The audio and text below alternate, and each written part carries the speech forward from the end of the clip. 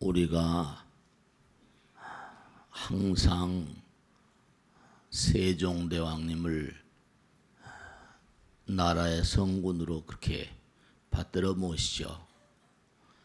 인도 사람들은 인도의 세종대왕이라고 할까요? 모르겠습니다. 패턴은 좀 다르지만 인도 수많은 국민들이 인도인들의 세종대왕, 그렇게 표현하면 이상합니다만 인도인들의 정말로 성군으로 추앙받는 왕이 있는데요. 잘 아시죠? 아쇼카 대왕이라고. 그 아쇼카 대왕은 인도 전토를 지금의 그 큰 국토로 만들고 나아가서는 이란이라거나 그 페르시아 그쪽까지 아주 영토를 많이 넓혔고, 근데 그 사람이, 그 왕이 다른 것보다 불교의 오늘을 만들었. 우리가 공부하는 불교는 거의가 다 아쇼카 대왕 때 이 결집된 그런 불교들입니다. 그래서 아쇼카 대왕이 자기 아들 마힌다라거나 뭐 공주들을 보내서 스리랑카라거나 미얀마, 태국, 뭐 페르시아, 이집트, 유럽에까지 불교를 펼치는데 아주 그렇게 큰 역할을 했던 인물입니다. 오늘의 불교는 아쇼카의 불교다, 그렇게 얘기를 하기까지 해요. 근데 이 아쇼카 대왕이 본래 그런 무슨 뭐 불교를 좋아하고 호불왕이 아니었었어요. 하도 전쟁을 많이 해서 한 전쟁에 보통 5, 60만씩 엄청나게 많은 군인들이 죽어가는 모습을 보니까 마음이 너무 아팠던 거예요. 이렇게 살생을 많이 하다니. 근데 어느 날 이제 부처님께서 출가하실 때도 이제 뭐예요? 그 산문을 보고 저들은 뭐 하는 사람이냐? 수행하는 사람입니다. 무엇을 수행한단 말이냐? 그 수행의 어떤 내용을 듣고 무언가 출가를 결심했다는 거 아니에요? 인도엔 옛날부터 그렇게 출가자들이 계셨으니까요. 근데 어느 날 그 피비린내 나는 전쟁이 끝나고 나서 얼마 있다 막 시체가 썩어가는 그 현장을 이렇게 뭔가 바라보러 지켜보러 가게 된 거죠. 그랬더니 뭔가 아니 대단히 평화로운 얼굴을 한 스님들이 이곳저곳을 왔다 가는 겁니다. 그 스님들을 불렀어요. 나는 전쟁을 해서 수많은 사람들이 서로 죽어가는 모습을 보고 나의 마음과 나의 몰골은 대단히 불행한데 그대들의 그 얼굴은 그렇게 평화롭기가 그지없으니 그 이유는 왜인가 묻잖아요. 그랬더니 왕에게 묻죠. 대왕폐하, 나라를 크게 만드셨는데 지금 행복하십니까? 이렇게 묻잖아요. 나라를 그렇게 크게 만들고 훌륭한 나라를 만들고 하는데 행복하십니까? 근데 아무 말도 못하는 거죠. 내 마음은 불행하다. 그래서 이제 아쇼카 왕에게 스님이 얘기를 합니다. 어떤 상황이 닥쳐온다 하더라도 우리의 마음은 마치 숲속의 연못처럼 맑고 고요합니다. 온 천지에서 진귀한 온갖 것들이 왔다가 가버리더라도 여전히 우리들의 마음은 고요합니다. 이것이 무다의 행복입니다. 이랬다는 겁니다. 아쇼카 대왕이 뭔가 느낀 바가 있어서 스님들을 따라 배우기 시작하죠. 인도에 가보면 뉴델리나 델리 가면 아쇼카 뭐 상점, 아쇼카 호텔, 아쇼카 뭐 아쇼카라는 상호가 워낙이 많습니다. 우리나라도 무슨 뭐 세종 무슨 세종시도 있고 대학도 있고 많이 있잖아요. 대왕폐하. 내가 진정 누구인지 알게 되면 우린 누구나 크나큰 사랑의 힘을 알게 됩니다. 정말로 혁명적 행동이 열립니다. 우린 누구나가 다 한없는 공급자입니다. 한없는 뭐라 내가 무슨 잘나고 못나고 이게 문제가 아니라 우린 누구나가 다 뭐라 한없이 베풀 수 있는 자라는 거예요. 그렇죠. 뭐 돈으로만 베푸는 게 아니니까 얼마든지 말이죠. 얼마든지 우리가 아름다운 공부를 하고 아름다운 수행을 해서 얼마든지 베풀 수 있잖아요. 말 한마디라도 덕담을 하고 말이죠. 뭔가 행동거지 하나라도 상대방들에게 긍정적인 행동을 할 수 있고 생각 하나라도 상대방이 복되기를. 그러니까 우리가 이 세상을 살아가다 보면 정말로 우리는 항상 뭔가 수용하는 자, 뭔가 끊임없이 수용하는 자일 뿐만 아니라 우리는 우리는 한없이 공급하는 자입니다. 우리는 얼마든지 말이죠. 부부가 한 덩어리가 돼서라도 한없이 말이죠. 남편에게 아내에게 한없이 베풀 수 있잖아요. 주변 사람들에게도 마찬가지예요. 우리는 한없는 공급자입니다. 내가 누구인지 알게 되면 우리 마음 가운데 부처님 계시다고 그랬잖아요. 내가 누구인지 알게 되면 그러니까 너 자신을 알라고 항상 그러잖아요. 내가 누구인지 알게 되면 그는 크나큰 사랑의 힘을 알게 됩니다. 네, 그렇잖아요. 재물이 있으면 있는 대로 사람들은 돈을 아까워하니까 돈을 베풀기는 힘들지만 얼마든지 내가 많은 사람들에서 좋은 마음을 베풀 수 있잖아요. 좋은 말을 할 수 있고 그들을 위해서 기도해 줄 수 있고 말이죠. 그러니까 우리가 사는 사회도 마찬가지예요. 사람들이 다 그냥 받으려고만 한다는 거 아니에요. 근데 공급자의 어떤 그런 공급자의 자세히 있으려고 하질 않아요. 생각만 마음만 먹으면 말이죠. 우리는 정말로 말이죠. 정말로 항상 수용받는 자, 항상 뭔가 내가 나라에 요구하는 자라거나 서로 요구하는 자가 아니라 내가 공급자의 어떤 공급자의 자세, 서로가 서로를 이렇게 보듬을 수 있고 베풀 수 있고 말 한마디라도 생각 하나 행동 하나라도 그런 공급자의 자세를 좀 가져야 된다. 우리가 우리 자신을 잘 모르니까 사랑의 힘을 잘 몰라요.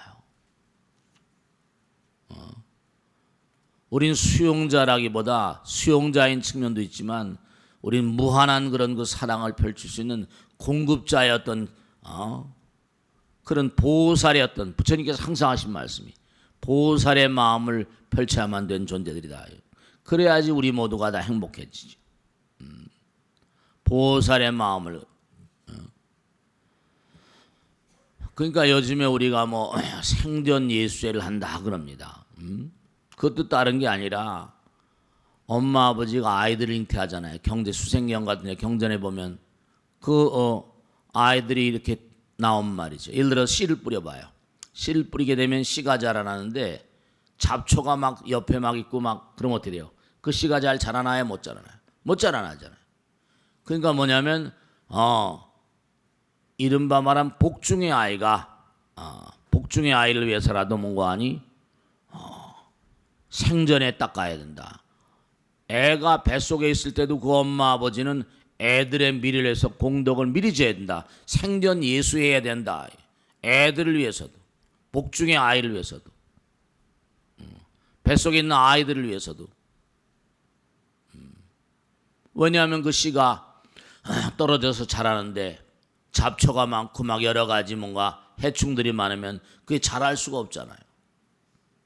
그게 엄마 아버지가 해줘야 되고 우리 사회가 해줘야 되고 국가가 해줘야 되고 그리고 온전한 국민이 잘할 수 있잖아. 뭐 북구라파라거나 핀란드라거나 뭐 이런 나라가 옛날같이 사회복지가 완전하지 않고 여러 가지로 어렵다고 하지만 그러나 나라가 다 키워주잖아. 나라가 다 왜냐면 거긴 전부 다 맞벌이 전부 다 하고 나가서 일해야 되니 인구가 많지 않으니까 다 가서 일해. 여자들도 나라가 다 그냥 타가설 만들어서 키워주고 하잖아. 요즘에 뭐 저출산이니 뭐니 해가지고 난립니다마는 아직 심각성을 잘 모른다고 막 그렇게 얘기하는 사람도 있어요. 생전에 뭔가 아들 딸들 위해서 뭔가 공급자의 어떤 그런 수용자의 자세를 좀 넘어서서 공급자로 서로 부추기는 그런 마음 같은 게 전부 다 생전 예수의 마음이다. 지장전 같은 데 보면 이익존망품이 보면 나오잖아요. 이익존망품이라고 했죠. 생전에 선인을 닦지 않고 좋은 씨앗, 예수제 공덕 같은 거, 죄를 많이 지은 자, 그런 자들은 사후 악도에 갈 가능성이 크지만 그 권속들이 망자를 위해서 크거나 작거나 공덕을 베푸면 공덕이 망자들에게뿐만 아니라 그 재계를 베푼 자에게 오히려 더 수승한 공덕이 가나니라. 생전에 미리 닦는 그러한 공덕은 본인과 세상 모든 사람에게, 그러니까 우리가 생전 예수에는 미리 공급자의 역할을 하는 거예요. 미리 주변 사람들이 하거나 뱃속에서 아직 나오지 않은 복중의 아이라거나. 그러니까 왜냐하면 우리가 본래 이 땅에 온 근본적인 이유는 뭐냐면요, 사랑을 키우기 위해서 왔잖아요. 공급자의 자세를 확장하기 위해서 온 거예요. 그러니까 우리가 남에게 항상 그러니까 남에게 베풀고 펼치지 않으면 뭐라 흘러가지 않으니까 썩는다는 거 항상 얘기하잖아요. 그러니까 죄의 대가는 뭐라 항상 질병이고 재앙이고 불행이고. 그 요즘에 이제 무슨 새 정부가 들어서서 뭔가 대기업이라거나 이런 기업들이 좀 뭔가 중소기업이라거나 어려운 사람들을 위해서 역할을 해야 된다 그러니까 막 대기업들은 죽는 소리하고 막 난리치는데 정말 잘 이게 돌아가야죠. 대기업들도 뭔가 너무 또 그냥 뭐 몰아치면 또 어려운 점이 많이 있고 우리나라 대기업이지만 뭐 세계적으로 보면 뭐 한 방 훅 불면 날아가는 그런 기업들이 대부분인데 그러니까 정말 우리가 항상 스스로 나는 수용자도 수용자지만 나는 공급자다. 내가 말 한마디라도 덕담을 하고 생각 하나라도 저 사람이 잘 되기를, 행동거지 하나라도 뭔가 하니 남에게 뭔가 도움이 되는 행동을 하는. 그러니까 우리가 사서법에 나오잖아요. 사서법은 모든 사람을 다 포용하는 그런 그 공덕의 어떤 텃밭이 되는 그러한 수행 방법이잖아요. 남에게 베푸는 마음, 보시섭, 재물보시, 법보시, 무보시, 애어, 사랑의 말, 이행, 남들을 뭐라? 남들에게 이로운 행을 하라. 그 다음에 뭐라? 내일 남의 일이 따로 없다. 동사섭, 보시, 애어, 이행, 동사, 이 사섭을 가지면 모든 사람을 포섭하지 않음이 없나니라. 사섭을 가지면 모든 사람을 다 나의 사랑으로 그렇게 하나로 만들 수 있다는 거죠. 그러니까 항상 우리가 집착이란 말, 애착이란 말을 응무소주의 생기심, 그걸 아주 배격하잖아요. 불교에서는 뭔가 자꾸만 애착하고 집착하고 내보내려는 마음을 자꾸만 차단하는 그런 게 아니라 공급자의 자세로 얼마든지 사랑은 공급할 수 있잖아요. 사랑의 말, 애어잖아요. 우리 할머니, 할미손은 약손이야. 이렇게 뭐죠? 할미가 이렇게 할머니가 배를 이렇게 쓰다듬으면 배가 난다 그러잖아요. 그런데 사람의 몸에서 나오는 기가 원자력에서 나온 방사선보다 더 강하다는 겁니다. 즉 다시 말씀드리면 저주의 연파가 사람들을 몽고하니 살상할 수 있다는 겁니다. 왜 이 말씀드린 거 아니? 부부가 같이 살면서도 어때요? 남편을 사랑하죠? 사랑하면서도 미워한다니까요. 아내를 사랑하죠? 사랑하면서도 미워해요. 그래서 애증이 교차한다고 그러잖아요. 우리 마음 가운데는요, 참 이상해서 사랑하면서도 미워하는 마음이 교차한다니까요. 그 미움의 마음, 이게 전부 다 부정적인 기운이에요. 부정적인 기운. 왜 노는 입에 염불하라? 노는 입에 염불하면 좋죠. 중요한 것은 뭐냐면 여러분의 생각의 어떤 그런 힘, 생각이 전부 다 기잖아요. 연파, 뇌파 이렇게 얘기하고. 그 집구석 잘 되나 봐라. 관음경 관세음보살 보문풍경에 주저제 독약이라 하더라도 누가 나를 저주하고 뭔가 독을 먹으면 뭔가 아니 그런 생각을 뿜다 하더라도 연피관음력 하면 간절한 마음으로 기도를 하게 되면 그와 같은 저주의 연파가 전부가 다 연꽃이 되어서 떨어진다. 이렇게 나오잖아요. 주저 제 독약이라 하더라도 누가 저주의 어떤 그런 저주의 기도를 해요. 근데 우리는 뭔가 아니 세상 살아가면서 실제로 그러면 자기가 벌 받으니까 저주의 연파를 예사로 날린다고. 그게 중요한 게 뭐냐면 무슨 말씀을 드리려고 하는 거 아니? AI 바이러스니 뭐 조류독감이니 해가지고 한번 이게 쓸고 나가보면 수천 마리, 우리나라에서 수천만 마리를 살생하잖아요. 생도살하잖아요. 중국도 말도 못해요. 그거 너무나 억울하잖아. 그런 살생의 기운이 지구를 점점 왜냐? 파동은 그 안에 정보가 담기거든. 정보가 담긴다니까요. 이 우리가 전파라는 게 뭐예요? 전자파에 정보를 담아서 텔레비 스마트폰 쓰는 거 아니에요?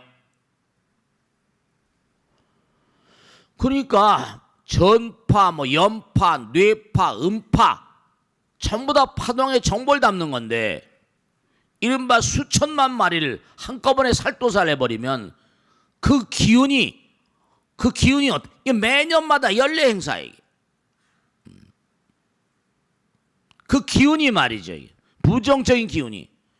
근데 거기다가 가정적으로도 보면 부부가 불화한 가정들이 너무나 많거든요. 3명 중에 하나가 이혼한다고 했었고 말이에요. 황혼이혼도 늘어나고 말이에요. 점점 서로 그러니까 뭐냐? 이른바 말하면 사랑하면서도 증오하고 또 증오하면 사랑하다. 이래 보니까 서로 부부간에도 뭔가 하니 저주를 담은 파동을 저주를 담은 길을 뭔가 하니 계속 공급하는 거예요.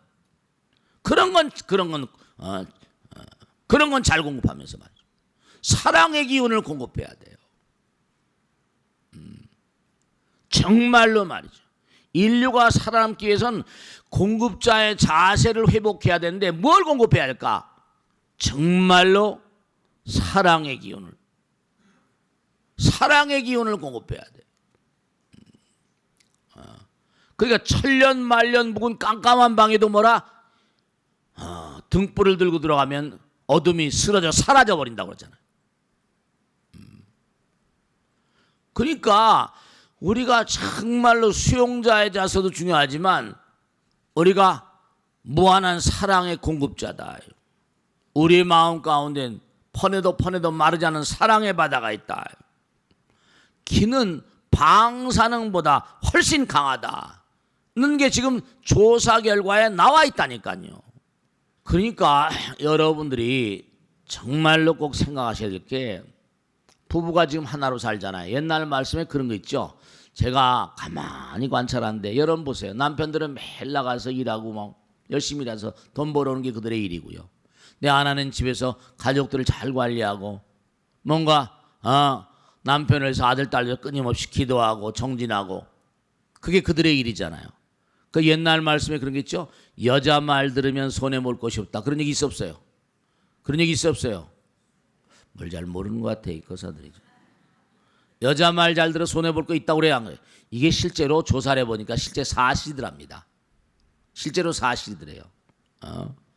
왜냐하면 결혼한 사람들이 뭔가 하니 아내와 더불어 사랑 가운데 지낸 사람들은 심장질환에 걸릴 확률이 대단히 낮고, 이걸 조사한 걸 보니까 기혼자들은 혈관계통의 질병에 걸릴 확률이 10% 정도 다른 사람보다 미혼인 사람보다 훨씬 낮고, 뭐 대동맥류도 10%, 뇌혈관 질환도 10% 정도 더 낮고, 말초동맥 질환도 전부 다. 그러니까 대체로 뭔가 하니 가정생활하는데 결혼한 사람들이 비교적 결혼하지 않은 사람들하고 비교할 때 두 군으로 나눴답니다. 이렇게 A군하고 B군하고 결혼한 사람하고 결혼하지 않은 사람 나눠가지고 뇌동맥 질환이랑 여러 가지 질환들을 체크해 보니까 10%에 15%가량 떨어지더래요.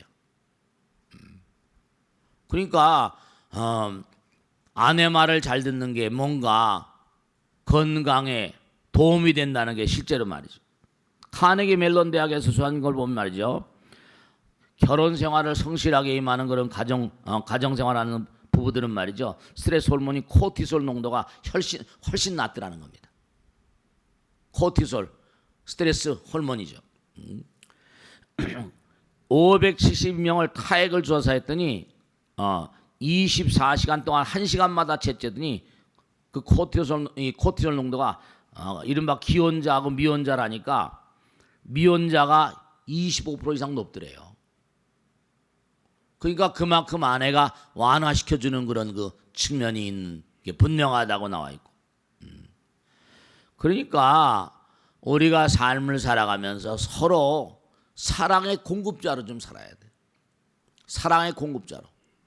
그냥 남편이 나를 사랑해 주지 않을까. 사랑이라는 건 퍼내도 마르지 않는 사랑의 바다가 우리 마음 가운데 있다니까. 그러니까 우리가 지금 4차 산업혁명에서 조금 전에 초연결 사회 있죠. 그 초연결 사회에 어떤 콘텐츠를 흘릴 것인가. 공감의 어떤 콘텐츠를 할까. 협력에 배려라거나 이해라거나 서로 뭔가 하니 하나가 되는 그런 콘텐츠를 흘리는 그런 게 많이 개발될 텐데, 이 콘텐츠 개발이 정말 중요한데 이게 전부 다 무슨 뭐 돈 버는 거 있잖아요. 뭐 게임이라거나 막 전부 다 돈 버는 거예요. 그냥 이권이 나가서만. 게임들은 때리고 부수고 전부 다 그런 거 아니에요. 이게 하나가 되는 콘텐츠, 아름다운 콘텐츠를 그런 걸 개발해 나가야 돼요. 이게 초사회적으로 하나로 전부 다 연결되면 뭘 해야 될 것인가? 그걸 뭐로 써먹어야 될 것인가? 이게 정말로 초사회성의 그늘 같은 건 이른바 말하면 이게 점점 연결되다 보면 그런 걸 잘하는 사람, 자본 있는 사람, 혁신가 혹은 재력 있는 사람, 이런 사람들은 더욱더 막 커지겠죠. 근데 없는 사람은 소외당하고 그늘이 생기고 서열이 매겨지고 테러가 생기고 참 여러 가지로 우리가 생각할 게 참 많이 있다니까요. 그러니까 모든 만상이 부처님 말씀대로 끊임없이 어떻게 돼요? 끊임없이 변해가니까 우리도 정말 거기에 보조를 맞춰가야 되는데요. 사실 여러분들 말씀이죠. 어떻습니까? 요즘에 한 50대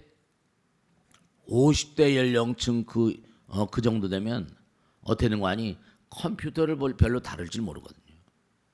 컴퓨터를 잘 다룰 줄 모릅니다. 40대도 모르겠습니다만 20, 30대는 다 컴퓨터를 다루는데 이제 이런 세대가 커져버리면 정말로 컴퓨터를 다루지 못하는 세대들, 이런 세대들은 정말 말이죠.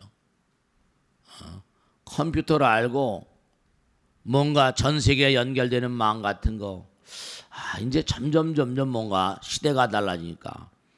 그러니까 나이가 드셔도요 게을러서는 안 됩니다. 부처님께서 하신 말씀이 뭐라?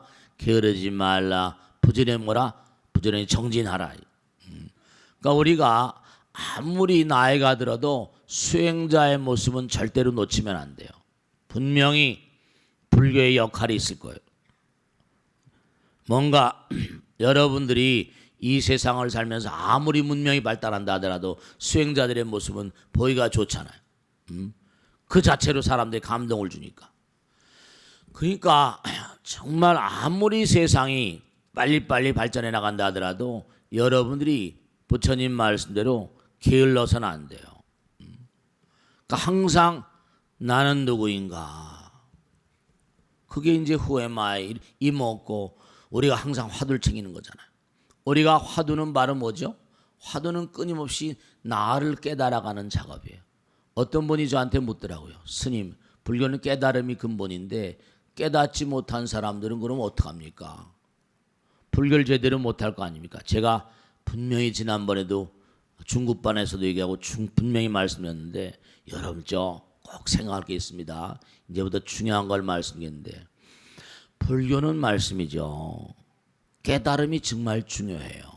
근데 육조단경 같은 데 보면 네가 설령 깨닫지 못했다 하더라도 부처님 말씀이에요. 깨닫지 못했다 하더라도 깨달은 사람들이 가르친 대로 실천하면 깨달은 사람과 무슨 공덕의 차이가 있으랴. 네가 부처님의 행을 하라. 그러면 네가 부처님이라. 네가 부처님의 말을 하라. 그러면 네가 부처님이라. 네가 항상 부처님 생각을 하라. 그러면 내가 부처님이라 했어. 그러니까 네가 깨닫지 못했다 하더라도 깨달은 사람과 똑같이 뭐라? 살라 이랬거든요. 깨달은 사람처럼 살라. 깨달은 사람처럼 살면 깨달은 자의 공덕과 무엇이 다를 것인가 이랬어요. 정말로. 그러니까 내가 깨닫지 못했다고 실망, 절망, 좌절할 게 전혀 없다는 거예요. 내가 깨닫지 못했으니까 난 불교를 안 하겠다. 이거 아니에요. 깨달은 자가 걸어간 길 따라서 나도 그렇게 걸어가면 되는 거예요. 깨달은 자의 말을 하고 깨달은 자의 생각, 깨달은 자의 행동 그렇게 살라는 거예요. 중요한 건 뭐냐면 우리가 깨달은 자는 뭐죠? 철저한 공급자입니다. 철저한 보살행의 화신이에요. 깨달은 자는 철저하게 무하거든요. 철저하게 뭔가 아니 자기를 비운 자니까 연습이 대갈만다 그랬잖아요. 끊임없이 말이죠. 몸과 마음을 던져서 실제로 말이죠. 깨닫지 못했다고 내가 불교를 고만둬야 되겠다. 깨닫지 못했다고 내가 무슨 불교 어려서 못하겠다고 그런 게 아니란 말씀이에요. 깨달은 사람처럼 사는 거예요. 깨달은 사람처럼 말하고. 그래서 제가 어렸을 때 읽은 소설 얘기 하나 말씀드렸는데요. 우리 교과서에 다 나왔어요. 초등학교 때 큰 바위 얼굴. 저기 동구 밖에 산중턱에 뭐죠? 바위에 아주 숭고하게 생긴 얼굴이 하나 딱 새겨 있었더라는 거 아니에요. 조그만 6살 먹은 그런 어니스란 아이가 할아버지한테 물어보죠. 저 큰 바위 얼굴은 누구세요? 할아버지가 설명하죠. 이 마을 출신으로 훌륭한 사람이 등장하는데 그분의 얼굴이 저 사람 닮았단다. 근데 저 사람 만나려면 정말 마음이 맑고 깨끗하고 많은 사람에게 사랑과 많은 사람에게 뭔가 끊임없이 기여하는 그런 사람들, 훌륭한 사람들은 꼭 저 사람을 뵙게 된다는데 할아버지도 계속 일생 동안 저 사람을 만나고자 하는데 결국 못 만나는 것 같다. 할아버님 저는 열심히 노력해가지고 꼭 큰 바위 얼굴을 만날 거예요. 그래 꼭 그러도록 해라. 할아버님은 돌아가시고 20대가 돼서 큰 바위 얼굴이 나타났다. 아니에요. 30대가 돼서 또 큰 바위 얼굴이 또 나타났다. 그래가지고 또 막 가보니까 또 아니고 40대, 50대, 60대 자기도 할아버지하고 똑같은 나이가 된 거예요. 나도 뭔가 아니 우리 할아버지처럼 큰 바위 얼굴을 못 만나고 죽는 것보다 그랬다는 거 아닙니까? 근데 또 큰 바위 얼굴이 나타났다. 그래서 이제 갔다가 동네 사람들 갔다가 실망해서 또 오는데 예전에 할아버지하고 앉았던 그 논판 들판에 이제 앉아가지고 동네 사람들과 망연히 그 큰 바위 얼굴을 바라보고 있는데 어땠다는 거예요? 동네 사람 하나가 황혼에 비친 그 큰 바위 얼굴을 하고 그 안에 할아버지 얼굴이 뭐라 너무나 뭐라 똑같이 닮았더라는 거예요. 보라 저 큰 바위 얼굴과 어네스트 할아버지 얼굴이 꼭 닮지 않았는가. 사람들이 닮았다 보니까 나는 아니야 그러지 말라고 그런 소리 말라고. 네. 그러니까 우리가 정말 꼭 생각해야 할 게 다른 게 아니라 깨달은 사람, 부처님 말씀이 깨닫지 못했다고 걱정하지 말라. 깨달은 사람처럼 살라. 그럼 뭐라? 깨달은 사람 된다. 부처 된다 이거 아니에요. 부처의 가르침이 바로 그거예요. 깨달은 사람처럼 살라. 깨달은 사람의 말을 하고 우리 부처님께서 가르쳐 주신 내용들이 얼마나 많이 계세요. 공급자로 사는 거예요. 우리 물론 중생이니까 수용하며 살지만 깨달은 자는 끊임없는 뭐라 공급자 위주의 삶을 살잖아.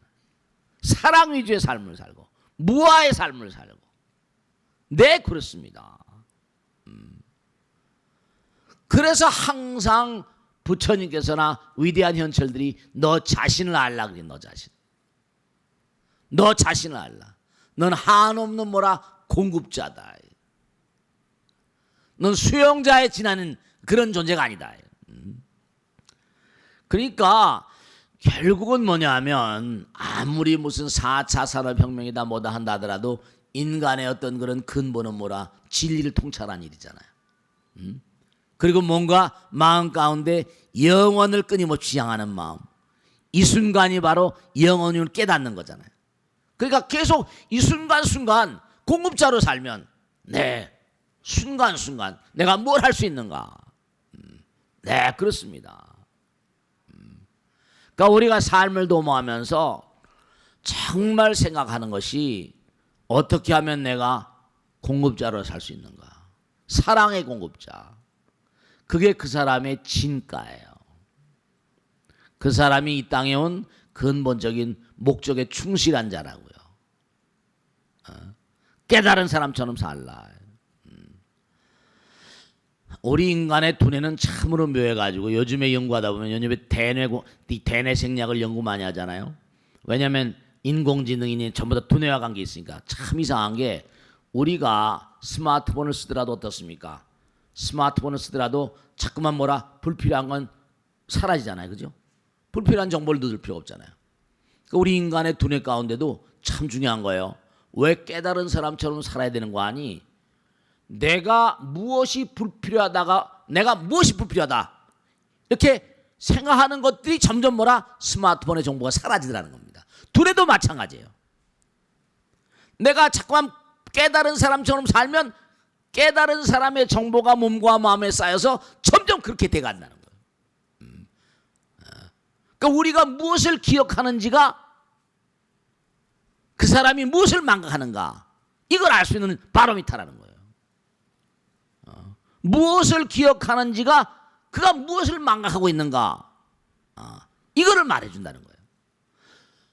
두뇌라고 하는 게 스마트폰의 뭔가 아니 공간 관리하고 똑같은 시스템을 가지고 있다. 쓰이지 않는 기억들은 새로운 기억으로 자꾸만 대체된다는 거예요. 그러니까 계속의 스마트폰의 원리 따라서 뭔가 두뇌 똑같은 패턴이니까 끊임없이 뭔가 아니 끊임없이 깨달은 자의 마음으로 그 끊임을 공급자의 그러니까 중요한 게 그런 마음 가운데서 아이디어가 자꾸만 배출하는 거예요. 원하조득 선방편, 원하조득 지혜한 공급자의 마음으로 살고 사랑의 마음으로 살고 깨달은 자의 마음으로 사니까 위대한 아이디어가 자꾸만 배출하는 거예요. 수용자의 자세가 아니고요. 그러니까 여러분 정말로 참된 어떤 그런 정말 참된 이해 그 사람이 그렇게 들어요. 어떤 상대방이나 많은 사람들의 참된 이해는 뭔가 지식으로부터 오는 게 아니라 사람에 대한 사랑으로부터 오는 것 같아요. 참된 이해는 뭔가 지식으로부터 오는 게 아니라 사람에 대한 사랑으로부터. 마지막으로 하나 말씀을 드리겠는데요. 여러분죠. 제가 학교 가서 이렇게 강의를 하다 보면 그런 질문을 애들이 많이 합니다. 스님, 지혜라는 게 뭡니까? 그럼 제가 지난번에 말씀드렸잖아요. 공급자의 마음으로 살면 사랑의 바다, 사랑의 바다에 피는 아름다운 꽃이라 한다. 그렇게 얘기를 해줍니다. 사랑의 바다, 사랑의 화분에서 피는 그런 아름다운 꽃이 지혜란다. 그러니까 이분도 비슷한 얘기를 하고잖아요. 정말로 내 사람에 대한 사랑으로부터 오는 참된 이해, 지혜. 그러니까 정말로 깨달은 자의 정말 마음의 자세, 깨달은 자의 삶을 사는 겁니다. 수용자의 자세가 아니라 공급자의 자세로 살면 그게 건강 무병장수의 지름길이에요. 우리가 삶을 살아가면서 항상 언제 어떤 경우를 하더라도 부처님 경에 나오잖아요. 나쁜 인간은 수명이 짧다. 수명이 짧을 수밖에요. 몸 안에 독이 확 쌓여 있는데 사랑의 마음으로 산 자들은 몸에 뭐라? 사랑의 물질이 가득하잖아요. 그러니까 공급자와 수용자는 다른 차이가 아니에요. 이른바 이기심이냐 이타심이냐 장벽 그걸 부수면 되는 건데요. 깨달은 자와 깨닫지 못한 자의 차이도 한수입니다. 그러니까 육조 단계에 뭐라고 그래요? 전년미죽 중생 호녀모죽불이라. 한생아 깨닫기 전에는 중생이었지만 깨닫고 보니 부처란에 이랬거든요. 일년미죽중 일년모죽불이라. 한생아 깨닫기 전에는 중생이었는데 한생아 깨닫고 보니 부처거든요. 그러니까 연습이 대가를 만드는 것처럼 깨닫지 못했다고 절대로 실망절망하지 말라. 좌절하지 말라. 깨달은 사람처럼 살라. 깨달은 사람이 분명히 된다. 부처가 된다. 이렇게 말씀하거든요. 그러니까 항상 공급자의 마음으로 사세요. 아시겠죠? 정말로 항상. 그러니까 뭐 돈을 주라는 게 아니에요. 뭐 떡을 주고 빵을 주라는 게 아니에요. 말 한마디라도 뭐라? 좋은 말 하세요. 생각 하나도 뭐라? 상대방을 축복하는 말을 하세요. 축복하는 기도를 하세요. 행동거지 하나라도 상대방을 도울 수 있는 공급자의 마음으로 살아요. 정말로 건강의 비결이고 요결입니다. 정말 깨달은 자의 마음으로 사세요. 깨닫지 못했다고 절대로 실망절망 좌절할 거 없다. 아시겠죠? 정말 명심하시고 한 일 동안 또 열심히 정진하시기 바랍니다. 마치겠습니다.